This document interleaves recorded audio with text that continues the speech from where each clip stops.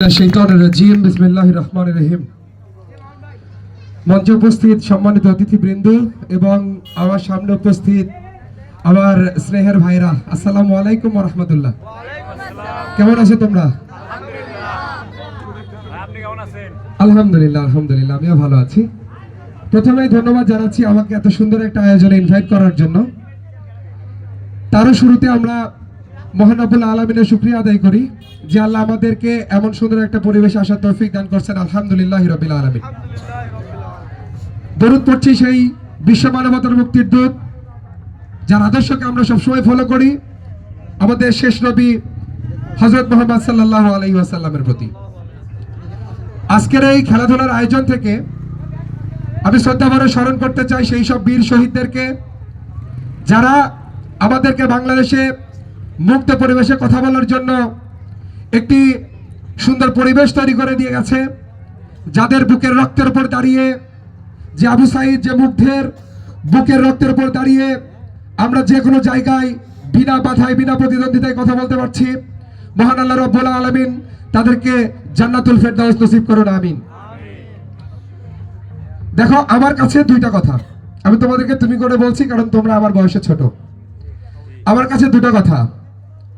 খেলাধুলা একটি সমাজকে যেভাবে পরিবর্তন করতে পারে এটা তোমরা কল্পনাও করতে পারবে না।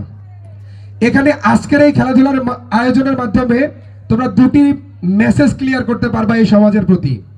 এক, এই এলাকার বা এই পার্শ্ববর্তী এলাকার যত ছেলেমেলে আছে সবাই একটা ইউনিটে একতাবদ্ধ। এটা একটা মেসেজ যাবে সমাজের কাছে যে এই ছেলেমেলেগুলো অন্য সবার চাইতে আলাদা, তারা একতাবদ্ধ হয়ে সবাই মিলেমিশে একসাথে আছে। That's the number one message. The message number two to this society is, আমাদের এই ছেলেমেলেগুলো যদি চাইতো আজকে এখানে মেয়েরা চাইতে পারতো। যদি তারা চাইতো তাহলে তারা যে কোনো জায়গায় মাদক বা গাঁজা নিয়ে এক কোণায় বসে থাকতে পারতো, কিন্তু তারা সেটা করে নাই। তারা কি করেছে? পক্ষান্তরে তারা এখানে খেলাধুলার আয়োজন করেছে, যেটা ইসলামের শরীর চর্চা করার একটা সুন্নাতের বিষয়। আমাদের রাসূল সাল্লাল্লাহু আলাইহি ওয়াসাল্লাম খেলতেন, কি খেলতেন জানো? রাসূল সাল্লাল্লাহু আলাইহি ওয়াসাল্লাম কুস্তি খেলতেন। সো খেলাধুলা করা ইমানের একটা অংশ এবং খেলাধুলা করা রাসূল সাল্লাল্লাহু আলাইহি ওয়াসাল্লামের একটা সুন্নাত, যেটাকেও তোমরা এস্টাবলিশ করতেছো। পাশাপাশি মাদক এবং সমাজের আরো যে খারাপ কাজগুলো আছে সেগুলো থেকে দূরে থেকে তোমরা ইউনিটির মাধ্যমে একতাবদ্ধ হয়ে আসো। This is the message loud to clear to the society. So আমার মনে হয় তোমরা সবসময় সর্বাবস্থায় এভাবে একতাবদ্ধ হয়ে থাকবে।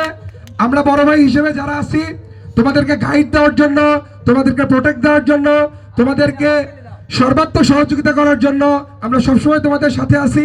মহান আল্লাহ রাব্বুল আলামিন আমাদেরকে কবুল করুন। তোমরা ভালো থাকো, সুস্থ থাকো। আমাদের সহযোগিতা, ভাইদের সহযোগিতা তোমরা সবসময় পাবা। ঠিক আছে? ওকে।